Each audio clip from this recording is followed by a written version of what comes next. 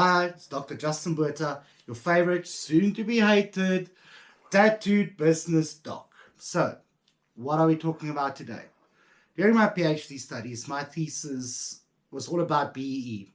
And when I started it off, I wanted to understand why people are using BEE as this cross-race small business alliance in South Africa. Now, first and foremost, triple BEE is a law. So we decided as part of my thesis study to understand the willingness for people to actually engage with BEE, to do business in South Africa. What drives it? And for that, I need a cigarette and a very stiff whiskey. So I would encourage you to have a whiskey or gin or red wine or, I don't know, moonshine and maybe some dacha. I've got no clue. So we interviewed, or we sent out a questionnaire, and 340 people answered, of which about 70% was white, 20% black, 5% colored, 3% Indian or Asian, and a small percentage of 1% was other. We looked at their age, and the biggest age group was literally between 25 and 55. My apologies if I don't look into the camera. There's a lot of data and a lot of information from that study which I'm trying to communicate. And the genders were quite mixed because it was 48% female and 51% male. We didn't look into all the other gender groups because the law does not recognize anything else but male and female in terms of BEE. Right.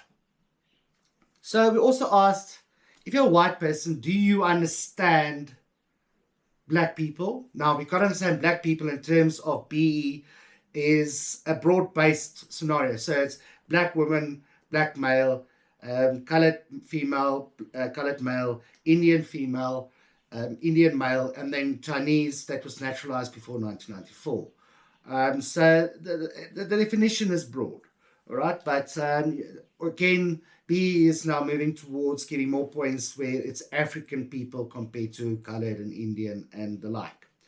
So we asked, do you understand each other's cultures? And 70%, literally, actually almost 74%, 73.16% said, yes, we do.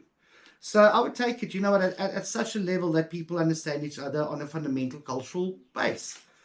Right. Then in terms of how people see themselves, do they see themselves as Eurocentric or they see themselves as Afrocentric? Now you've got to understand Eurocentric is capitalism. We don't see race. We don't see anything. We're there to make money. We don't care who, what, where, and when. That's what we're doing.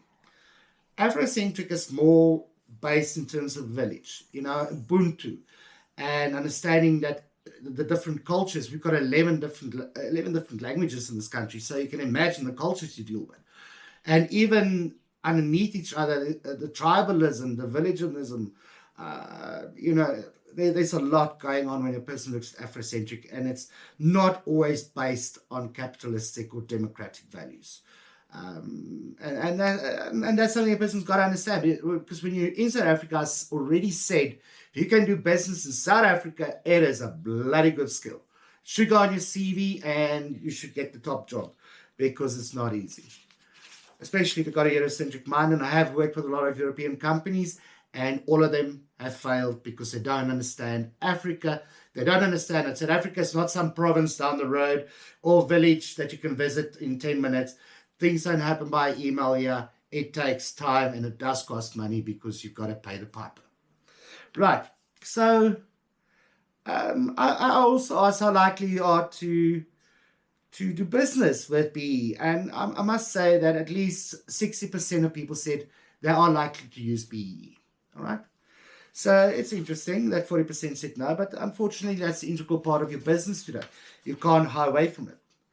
And I also asked, does BEE unleash the potential to create wealth and to remove obstacles for people to join this developing, economy we've got? We're still developing. We're far behind the rest of the world. And we need black and white entrepreneurs. And the question was, do you think BEE is encouraging this?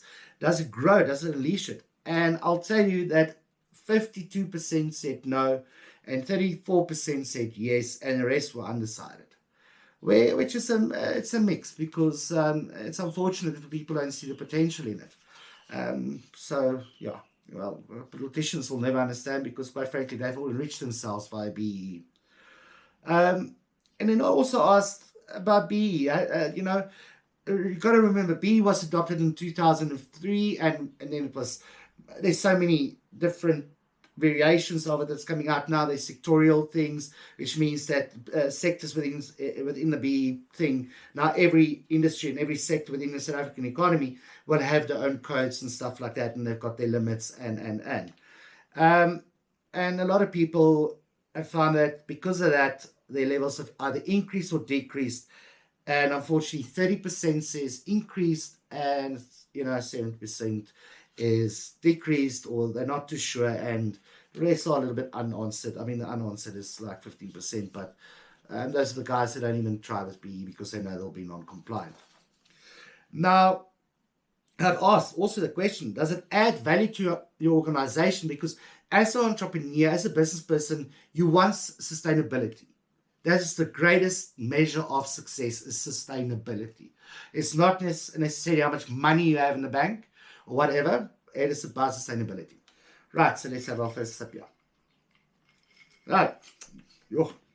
Not a big whiskey drinker, but let's go for it. Right, so does it add value? 55% said no, and a mere 26% said yes. The rest is undecided or not answered. Doesn't sound all too good for BE.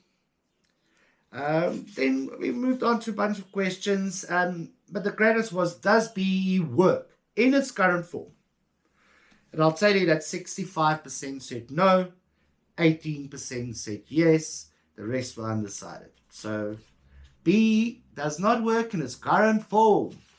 But again, this goes to when we did all our data capturing, everything else, and we did all our trickery and sorcery and everything else. We came to a conclusion that the willingness to partake in BEE is driven by compliance, and not a willingness, not feeling, I want to do this, and I want to help, and I want to be part of it, and I want to grow South Africa. That was not at all the attitude, right? It is literally, if you don't do it, you are going to be penalized. BEE is a punitive system through and through.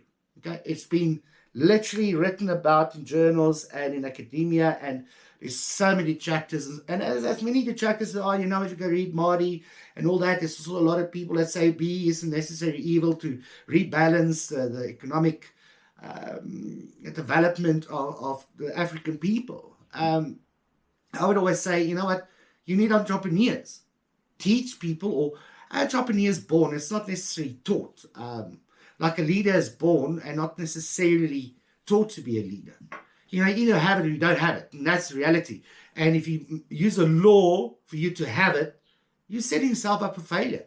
And that's why we've got tender entrepreneurs, and why we've got corruption, and why there is so much thievery taking place. It's because we have created the legal platform for it to exist. So let's continue. Does it foster cross-race business relationships? I'll tell you that basically 18% said yes, that it does foster cross-race small business alliances. Now that is terrible. That is terrible. So it means that people don't want to do business together in this country, and I can tell you it's because of this law. And it's because of the enshrined right to use this law in our constitution. Our constitution actually says that BE is allowed because they need to rebalance the South African society. It hasn't happened. 30 years later, and it still hasn't happened. But you know what? Let's flog a dead horse and see how far we can get. There were so many times to access information, all that kind of thing. These days, to understand the BE legislation and the codes of good conduct, and you need a degree, and guess what? I went and got it.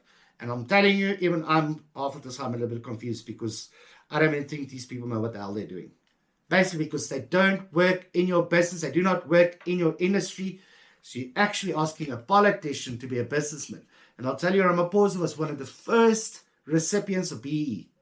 The president of the country made billions out of BE. So if you think that man's going to change the laws, you know what? And that's why Trump is right and in how he looks at South Africa. Nigel Farage from the United Kingdom, they're all seeing that how the South African government's using racial policies to literally oppress the previous oppressors. And that's just a recipe for disaster, because history will repeat itself. If that's the road we're on, history will repeat itself.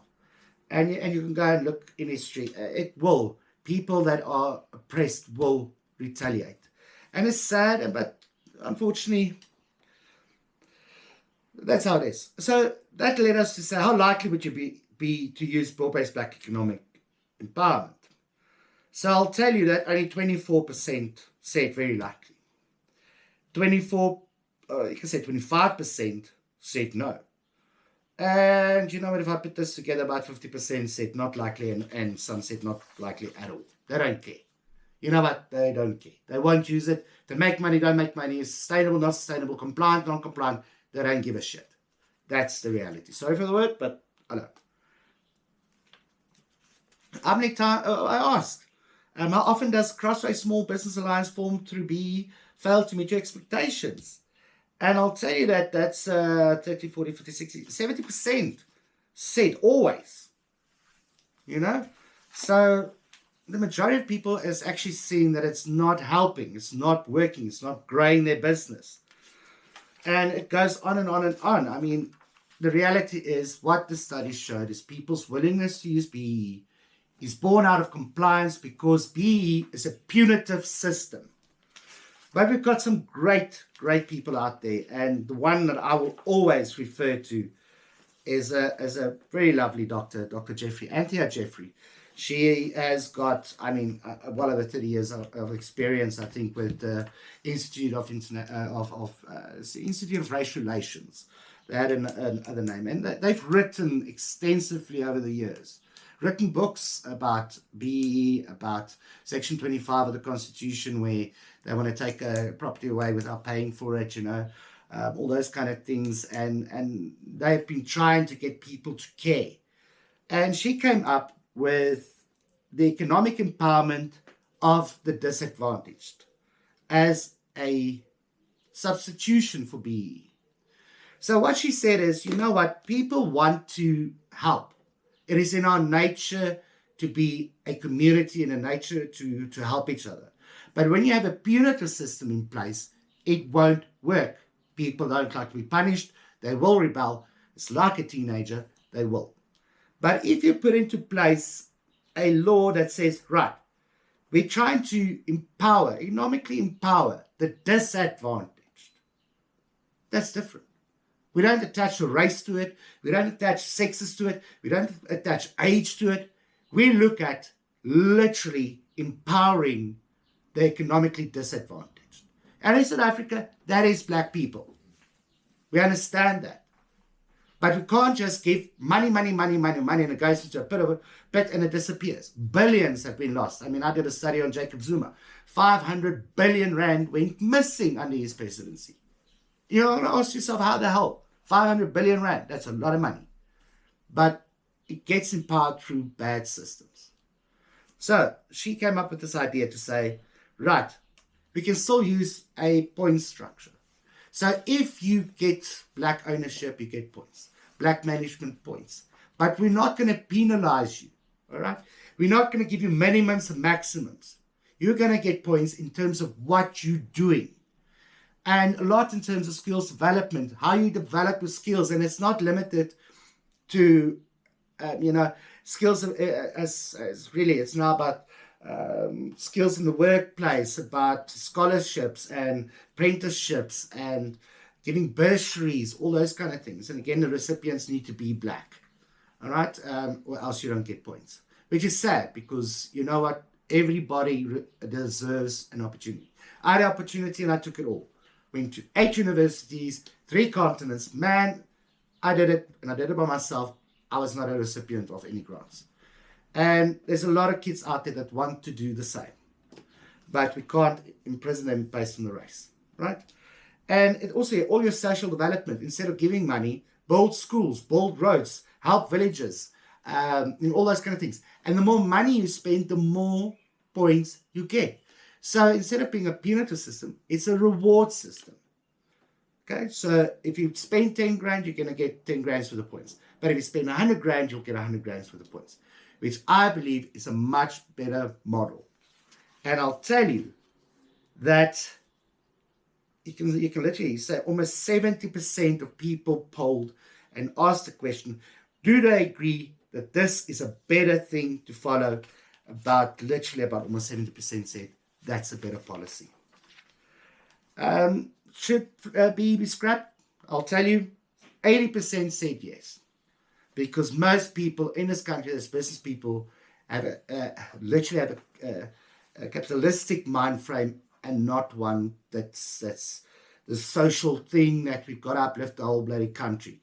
You uplift the country by providing work, safe environments, safety from crime and all sorts, and where a government functions as it should, as a custodian of the country's assets. And it's its people, it is its nature, it's everything. But you cannot legislate success. Margaret Thatcher, as hated as she is, said that you cannot legislate a country into being successful and powerful.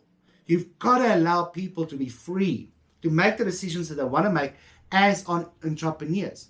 You cannot legislate everything, because how does that grow anything? So, at the end of the day, I mean, if we go through all of this, it came down to basically that people, it's not that they're not willing, but in its current form, BEE, the willingness to cooperate with it is born out of the fact that you don't want to be non-compliant. And I mean, there's a lot of ways and routes around it. You've got to be clever about it, but unfortunately, black ownership will be a reality. Black management will be a reality. And personally, I don't think it's necessarily a bad thing, but people should be free to decide who they want to do business with.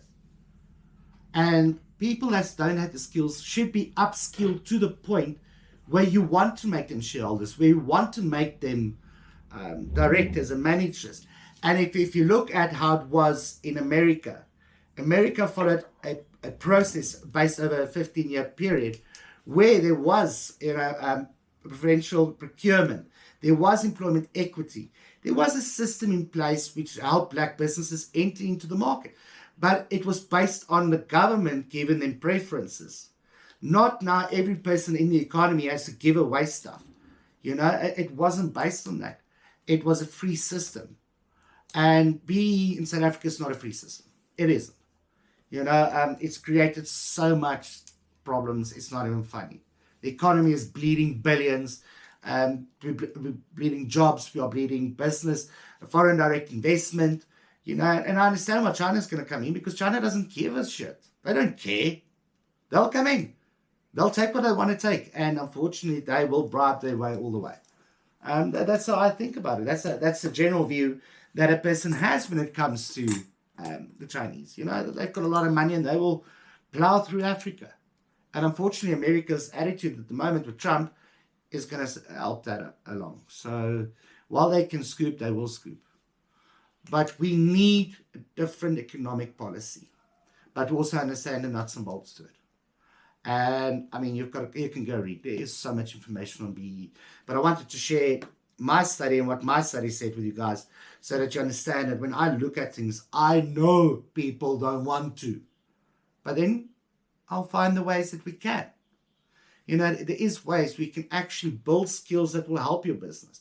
And you'll get the points. We can do, socioeconomic empowerment. Quite frankly, that should be coming from your heart and your soul, and not out of the need to do something for BEE. Skills development, it must help your business. Preferential procurement. It actually helps a small business. When you're large and you actually do business with small businesses, you're helping them. But you're also balancing out with bigger business. And unfortunately, bigger businesses are not necessarily so inclined to work with BEE. But we all have to do it, so you'll get your scoring. But, so there's a lot of wrongs, but there's also a lot of rights. But yeah, you know what? Through it all, I'll have your back, and it will be okay.